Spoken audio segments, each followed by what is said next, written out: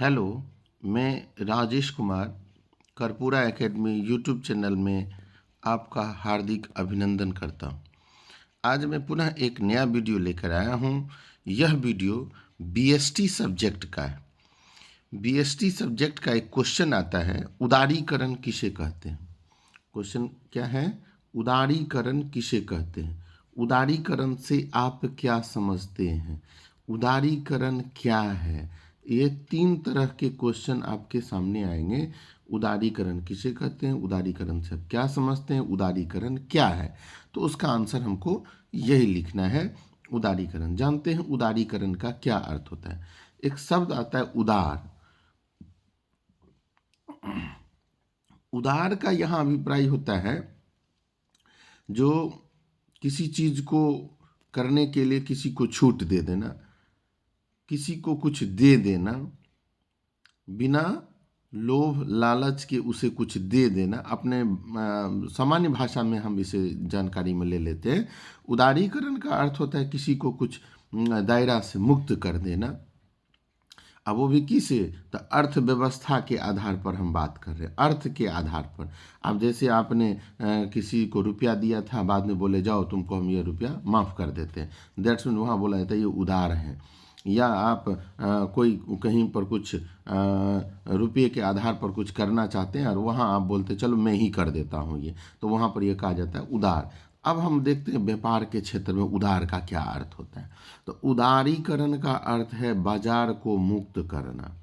एक मार्केट जो है ना, तो मार्केट में किसी कानून को, नियम को या कोई लाइसेंस को यानी हटा देना, जिससे कि बाजार में व्यापार करने वाले लोगों को यह लगे कि अब हम इसे आसानी से कर सकते हैं। दैट्स मीन्स बाजार को क्या करना है? मुक्त करना है। अर्थात उस पर से अनावश्यक सरकारी नियंत्रण को कम कर देना। क्या कर देना है? कम कर देना है सरकारी नियंत्रण को कम। जैसे गवर्नमेंट का कोई रूल अगर उस मार्केट पर लगा है, किसी प्रोडक्ट पर लगा है या किसी क्षेत्र में लगा हुआ है और उस क्षेत्र में यह कह दे जो आप यह काम आसानी से कर सकते हैं, हम आपसे कोई न टैक्स लेंगे न इस पर हम कोई लाइसेंस आपसे डिमांड करेंगे, आप यह काम कर सकते हैं, तो उसे कहा जाता है सरकारी नियंत्रण को से मतलब मुक्त, अनावश्यक सरकारी नियंत्रण को कम कर देना।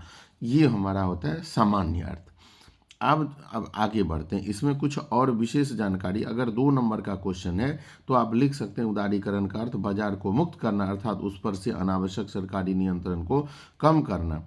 और इसमें यह लाइन जोड़ा जा सकता है, अर्थात उदारीकरण का अर्थ ऐसे नियंत्रण में ढील देना या उन्हें हटा लेना जिससे आर्थिक विकास को बढ़ावा मिले, और इसमें से सारी क्रियाएं सम्मिलित हैं जिसके द्वारा किसी भी देश के आर्थिक विकास में बाधा पहुंचाने वाली आर्थिक नीति, नियमों, प्रशासनिक नियंत्रणों, प्रक्रियाओं आदि को समाप्त किया जाता है या उनमें शिथिलता दी जाती है। ये बहुत ही इंपॉर्टेंट पॉइंट है, आप इसमें यह लाइन जरूर ऐड करें। आप वैसे एक ही बार अगर देखिएगा इसे तो आपको लगेगा नहीं नहीं ये आसानी से हो जाएगा। उदारीकरण का अर्थ ऐसे नियंत्रण में ढील देना। ढील मतलब क्या है?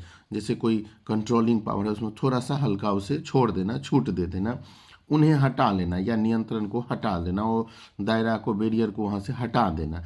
जिससे क्या फ़ायदा मिलेगा? जिससे हमारा देश विकसित होगा या विकास की ओर बढ़ेगा।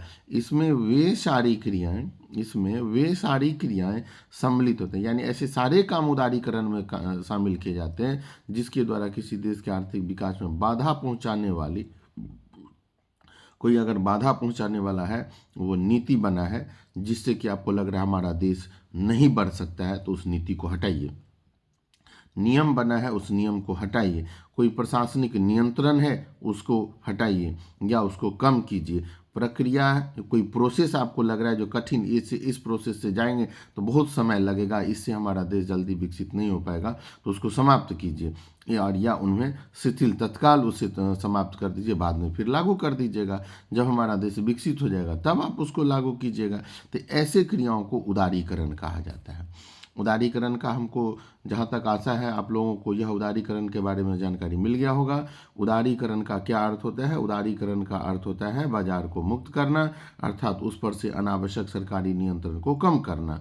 आगे लाइन में देखते हैं, उदारीकरण का अर्थ ऐसे नियंत्रण में ढील देना या उन्हें हटा लेना जिससे आर्थिक विकास को बढ़ावा मिले।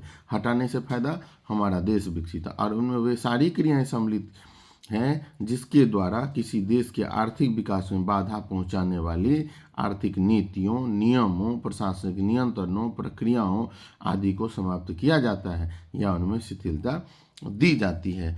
आशा करते हैं आप लोगों को यह वीडियो अच्छा लगा होगा। अगर यह वीडियो अच्छा लगे तो आप एक बार लाइक ज़रूर कर दीजिएगा और कमेंट के माध्यम से हमें ज़रूर बताइएगा कि यह वीडियो आपको कैसा लगा। तब तक के लिए धन्यवाद।